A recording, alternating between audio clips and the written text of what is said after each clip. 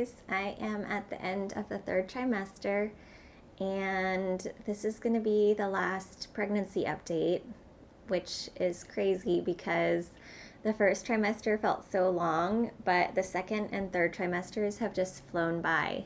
So as of yesterday, I am 38 weeks, and originally I was thinking of filming this video next weekend, but we had a doctor's appointment yesterday, and the doctor checked me out and examined my cervix and said that she thinks the baby is probably going to come sometime this week.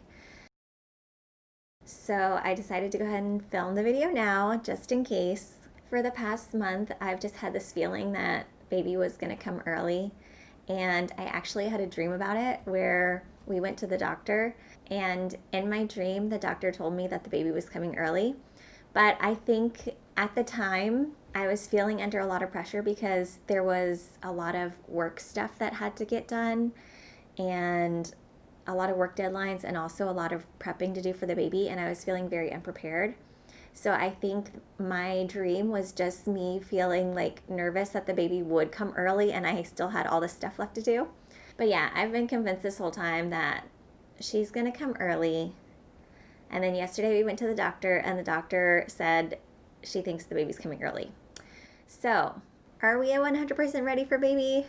Not yet, but today we finally installed the car seat, and we have 2 baby outfits at the moment. So this evening we're going to go to the mall and pick up some extra outfits, and then I think we'll basically be 99% ready and she can come whenever. But I'm still hoping that she'll hold out for a little bit longer because I have a student who is supposed to be defending on Wednesday, 3 days from now, and I would prefer to have her defense all wrapped up before going on maternity leave.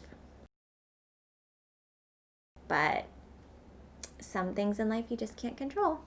So anyways, I have loved third trimester, I think, as much as second trimester. I know third trimester isn't quite as comfortable as second trimester, but I actually haven't experienced that much discomfort during the third trimester. And it has been really fun feeling baby move so much and having this very big but very cute baby bump.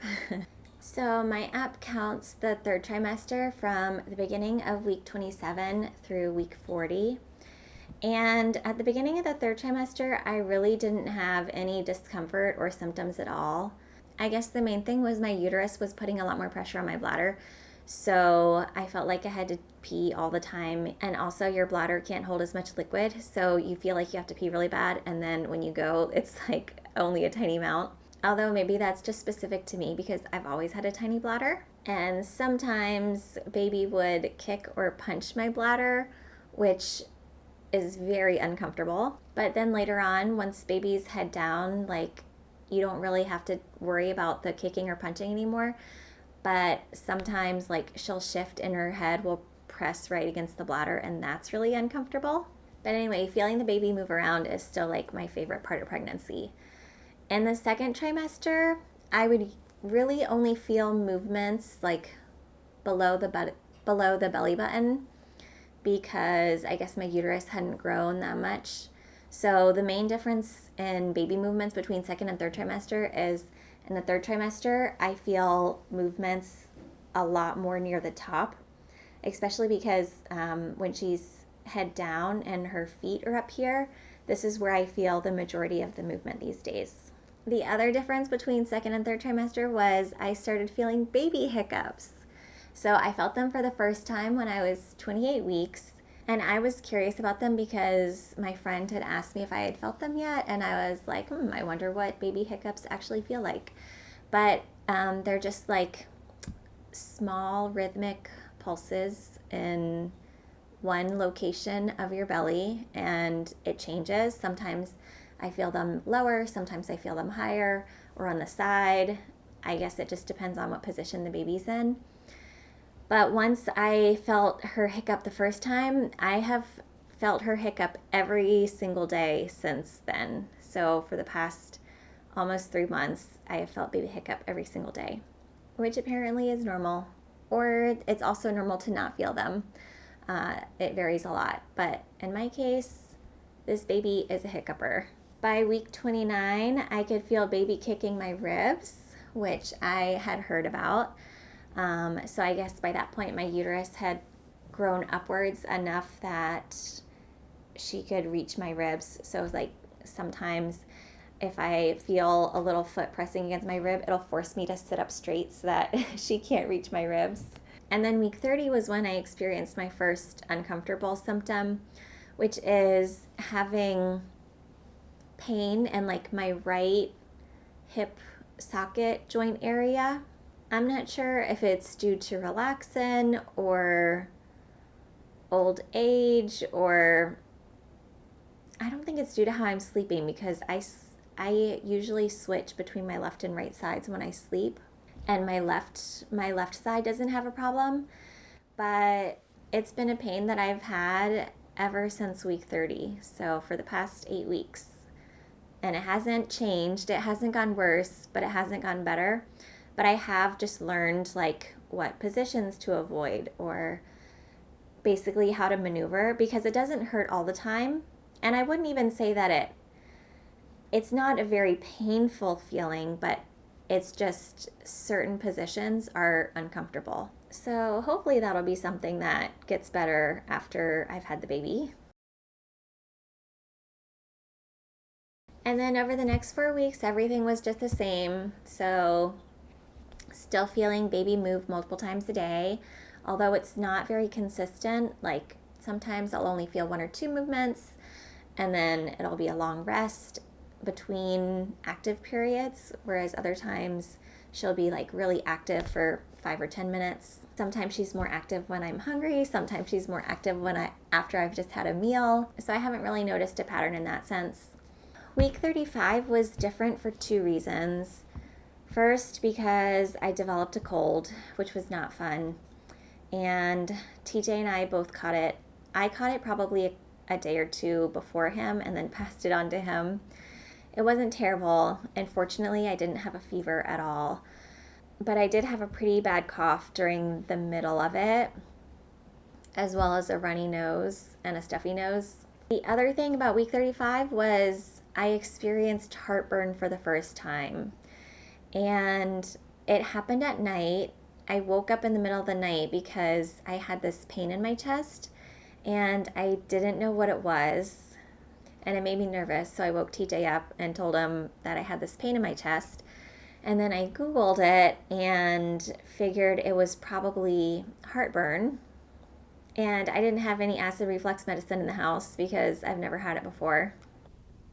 But eventually I was able to get back to sleep, and then the next day I went out and got heartburn medicine, and then I haven't had heartburn again since then. So I think in that case it was because I had eaten a particularly spicy dinner before bedtime.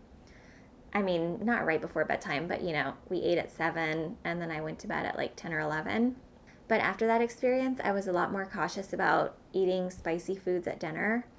Like I would try having spicy food at lunchtime and I didn't have issues. So I think it's a combination of having a lot of spicy food and then lying down in your sleep that triggered it in my case. And then during week 36 was when I started to get swollen feet. And everyone around me had been asking like, oh, have you started like getting swollen legs and feet yet? But I thought, oh, maybe I just won't be one of those women because I was like 35 plus weeks and hadn't had any issues so far. And then there was one day when I went to work, and by the end of the day, my feet and my ankles were so swollen. But fortunately, my mom has compression socks, and so I was able to borrow her socks, and those helped a lot. So some days are worse than others, like if I am working from home or on the weekends where I can sit and keep my feet elevated, it's not an issue and they don't really swell. But on days when I have to go to the university or I know I'll be doing a lot of sitting or standing or walking, I go ahead and wear them, and it helps with the swelling a lot. And then since then, things haven't really changed. So what I'm still experiencing are swollen feet and ankles, a sore right hip joint, baby hiccups every day, lots of baby movements throughout the day, although it varies from day to day. Oh, that reminds me. So there was one day about a week or two ago when I was talking about baby kicks with a couple of colleagues, and pretty much this entire pregnancy, I had been getting the impression that like other women experience these really vigorous kicks, like to the point where sometimes it's painful for them. Whereas my baby's movements have always felt like rather gentle to me.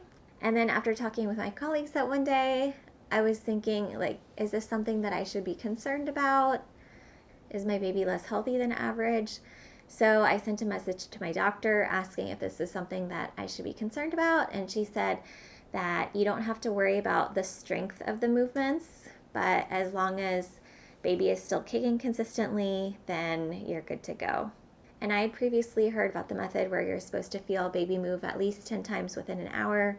But then when I was messaging with my doctor, she said that the method she prefers is after a meal, you should feel baby move at least 4 times within an hour of eating. So little girl has been doing just fine.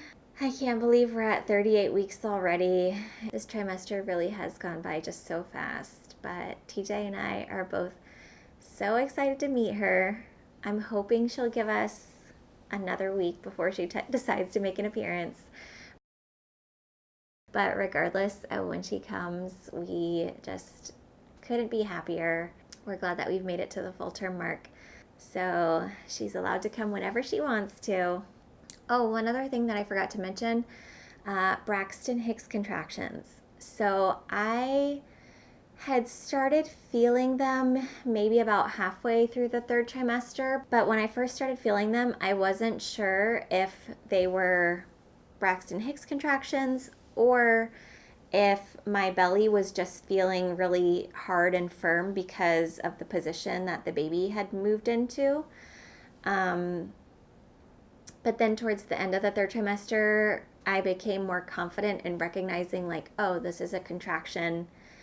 And it just feels really, in my case, it wasn't painful. It just feels really hard and firm across your entire belly. So if you don't know what Braxton-Hicks contractions are, they're just practice contractions where the uterus is prepping and getting ready to push a baby out. Some women don't experience them at all. Other women experience them a lot starting from the 2nd trimester. But for me, I would have them very sporadically, so maybe like 1 or 2 times in a week maybe. But these past 3 days, I've been experiencing them a lot more. Like sometimes I'll have 5 or 6 within an hour, but they're still sporadic. So they're not regular. So I know they're not actual labor contractions, but it's an exciting sign that my body's getting ready. And at the doctor's appointment yesterday, the doctor said that my cervix is 1 centimeter dilated, which still doesn't necessarily indicate anything because some women start dilating like a week or 2 before they actually deliver. But when my doctor was doing the exam, she sounded pretty confident that this baby's coming early. So I trust her years of experience, and now we're just rushing to get everything prepared before baby comes. Speaking of, I'm going to end this video and continue prepping, and I'll see you guys in the next video. Bye!